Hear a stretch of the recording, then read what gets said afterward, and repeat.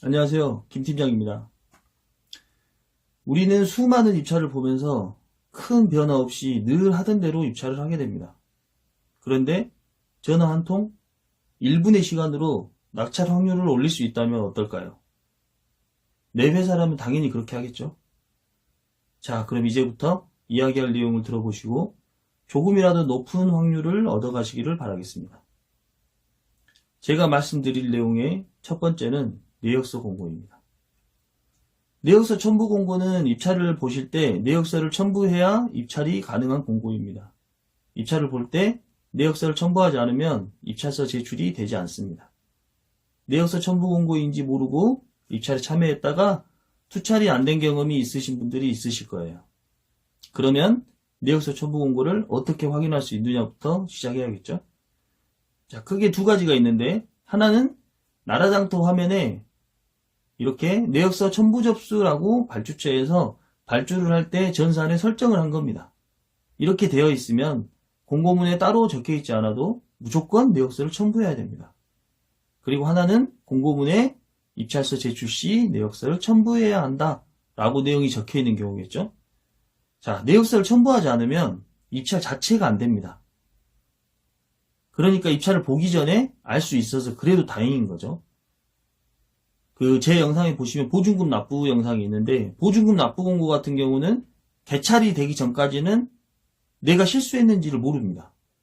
입찰을 보기 전에 알 수 있어 그래도 다행인 거죠.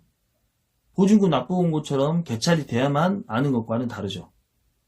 보증금 납부 공고처럼 몰랐다면 투찰을 보다가 알 수 있는 내용이라서 내역서를 작성해서 첨부한다든지 아니면 내역서를 꾸미기 귀찮거나 힘드니까 포기한다든지 어떤 결정을 할 수 있습니다. 대부분 내역서 공고는 업무도 바쁘고 하시니까 포기를 많이 하시더라고요. 자, 그러면 여러분은 공고 하나를 버리는 겁니다. 그런데 이 공고를 높은 낙찰률의 공고로 바꿀 수 있다면 어떻게 하시겠습니까? 제가 오랫동안 입찰 일을 하다 보니까 발주자 담당자들이 실수로 아니면 그냥 내역서 첨부 접수를 전산에 입력하고 발주를 내는 경우가 상당히 많습니다. 그 말은 뭐냐면 발주처 담당자도 업체들이 내역서를 힘들게 다 꾸며서 내기를 바라지 않는다는 거죠. 어차피 1순위 되면 내역서 제출해야 되니까요. 그럼 여기에서 두 가지 갈래가 있습니다. 그냥 내역서 첨부 접수 공고니까 나는 안 들어갈 거야. 이거랑 그래? 그럼 담당자한테 물어볼까? 이렇게 두 가지 길이 있는 거겠죠.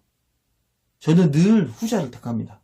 아무리 바쁘고 귀찮아도 1분의 시간은 있으니까요. 자, 그러면 여러분들의 회사는 어떤 선택을 하고 있나요? 저는 항상 내역서 첨부 공고는 발주처 담당자에게 전화해서 물어봅니다. 전부 다 작성해야 하나요? 아니면 그냥 빈 내역서만 첨부해도 되나요? 또는 합계액만 적으면 되나요? 라고 물어봅니다. 그러면 거의 대부분 이런저런 이야기하면서 빈 내역서만 첨부하라고 한다든지 아니면 합계액만 적으라고 합니다. 그러면 저는 높은 낙찰률의 공고를 전화 한 통으로 획득하게 된 꼴이죠. 그냥 공고문만 보고 내역서 첨부라서 안 들어가신 분이나 내역서 첨부인지도 몰라서 입찰 보면서 알게 돼서 어떤 대처도 할 수 없어서 놓치신 분들이나 모두 참여를 안 하실 테니까요.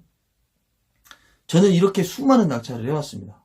물론 저의 분석 노하우를 살짝 얹었죠. 아주 간단한 팁이지만 지금까지 몰라서 못하신 분들이 많이 있을 겁니다. 모두 1분의 투자로 높은 낙찰률의 기회를 얻으시길 바라겠습니다. 그리고 두 번째 할 이야기는 현장 설명 공고입니다. 현장 설명 공고는 직접 현장 설명을 참석해야 하기 때문에 경쟁률이 상대적으로 매우 낮습니다. 그래서 가능하다면 참석하시는 걸 추천드리고 하지만 참석이 안 되시는 분들이 많이 있겠죠. 지금 말씀드리는 팁은 현장 설명에 참석했을 경우의 팁입니다.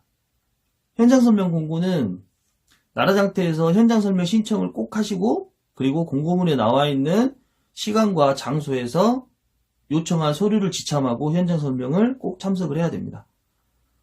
현장 설명 공고는 대체로 공고가 발주되고 나서 며칠 뒤부터 투찰 마감 3, 4일 전쯤 이루어집니다. 그렇기 때문에 공고를 늦게 확인하면 현장 설명 날짜가 지나는 경우가 매우 많습니다.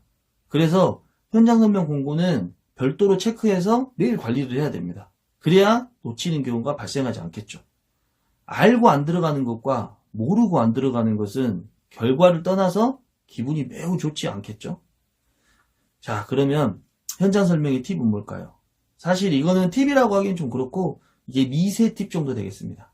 자, 분석 담당자로서 입찰을 볼 때 이 부분이 상당히 중요해서 이야기를 하려고 하는 건데요. 어떤 부분이냐면 실질적인 경쟁률 파악을 할 수 있다는 거죠. 자, 경쟁률을 아는 것과 모르는 것은 낙찰률을 결정하는 매우 중요한 요소거든요. 그러면 경쟁률을 어떻게 할 수 있냐면 참석하거나 퇴장하실 때 보통 방명록을 쓰게 됩니다. 마지막에 방명록에 보면 몇 명 왔는지 그리고 어떤 업체들이 왔는지 쉽게 확인이 가능합니다. 그리고 현장 설명이 끝나면 참석하신 분들 사이에서 대충 여러 마디 나옵니다. 그런 부분들을 감안해서 분석할 때 참고를 많이 합니다. 그리고 경쟁률도 중요하지만 이게 가장 핵심은 어떤 업체들이 참여했는지 정확히 알 수 있다는 거죠. 이 부분이 매우 중요합니다. 그래서 이런 공고들을 낙찰하고 나면 현장 설명 다녀오신 담당자나 대표님하고 통화할 때 그때 상황이랑 통화 내용 이런 거 얘기하면서 엄청 웃습니다. 작전이 통했다고 하면서. 자, 물론 경쟁률을 안다고 해서 어떤 업체들이 들어오는지 안다고 해서 낙찰을 무조건 할 수 있는 건 아니지만 정확한 경쟁률과 정확한 경쟁사를 아는 것은 디테일한 분석의 정의 자체가 달라지기 때문에 확률적으로 매우 높은 선택을 할 수 있습니다. 오늘은 내역서 첨부 공고와 현장 설명의 팁에 대해서 알아봤습니다. 전자입찰은 관심의 차이가 낙찰률을 높입니다. 구독과 알림 설정 해주시면 각종 팁과 노하우를 꾸준히 영상으로 공유하도록 하겠습니다. 오늘도 시청해주셔서 감사합니다.